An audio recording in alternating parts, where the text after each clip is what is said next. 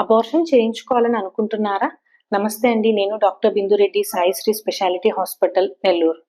కొన్నిసార్లు దంపతులు హాస్పిటల్‌కి వచ్చి, మేడం మాకు రీసెంట్‌గా మ్యారేజ్ అయింది. ఇప్పుడు అప్పుడే పిల్లలు వద్దనుకుంటున్నాము. సో, అబార్షన్ చేయించుకోవాలని అనుకుంటున్నాము. దిస్ ఈజ్ అన్‌ప్లాన్డ్ ప్రెగ్నెన్సీ అంటారు. అలా అడిగినప్పుడు వాళ్ళకి కొన్ని డౌట్స్ వస్తాయన్నమాట. అబార్షన్ చేయించుకోవటం వలన నాకు మళ్ళీ నెక్స్ట్ టైమ్ ప్రెగ్నెన్సీ వస్తుందా అని అడుగుతారు. యాక్చువల్‌గా అబార్షన్ చేయించుకున్న తర్వాత నెక్స్ట్ ప్రెగ్నెన్సీ గురించి అంటే, ఆ నెక్స్ట్ ప్రెగ్నెన్సీ అప్పుడు మీ జనరల్ హెల్త్ కండిషన్ పైన డిపెండ్ అయ్యి ఉంటది. దానికి యూజువల్‌గా సంబంధం ఉండదు. నెక్స్ట్ టాబ్లెట్స్ సేఫేనా అని అడుగుతారు. టాబ్లెట్స్‌తో 90% ఆఫ్ ద పేషెంట్స్‌కి కంప్లీట్‌గా ప్రొడక్ట్స్ అన్నీ వచ్చేస్తాయి. ఒక 10% మాత్రము లోపల కొద్దిగా మిగిలిపోతే డీఎన్సీ చేయాల్సిన అవసరం పడుతుంది. అలా కాకుండా ఒకవేళ వాళ్ళు మన అబార్షన్ కోసం హాస్పిటల్‌కి వచ్చేటప్పటికి ఒక 8 వీక్స్ అట్లా ఉందంటే గనక టాబ్లెట్స్ అంతగా పనిచేయవు. అలాంటి వాళ్ళకి డైరెక్ట్‌గా డీఎన్సీ చేయాలి అని చెప్తాము. డీఎన్సీ అనగానే నెక్స్ట్ అడిగే డౌట్ ఏంటంటే, మేడం పెయిన్ ఉంటుందా అని అడుగుతారు.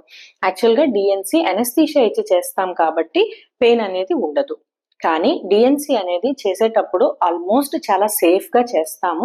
ఒక్కొక్కసారి ఏమైనా ప్రాబ్లమ్ అవ్వటం వలన కొద్దిగా ఎక్కువ క్యూరెట్ చేస్తే ఫ్యూచర్‌లో ఏమైనా ట్యూబల్ బ్లాక్స్ అలా వచ్చే అవకాశం ఉంటుంది. Thank you.